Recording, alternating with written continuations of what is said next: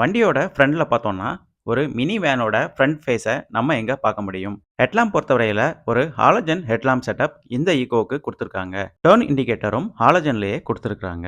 Headlamp ஹவுசிங்கோட இன்டீரியர்ல full and full chrome coating குடுத்துருக்காங்க. ஃபாக் லாம்ப் ஃபீச்சர் எதுவும் குடுக்கறதில்ல.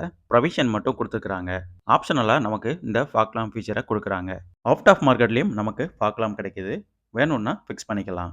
ஒரு black colour hard plastic bumper ஃப்ரண்ட்ல குடுத்துருக்காங்க. ஈகோவோட எல்லா வேரியண்ட்டுக்குமே இந்த பிளாக் கலர் பம்பர் தான் குடுக்குறாங்க.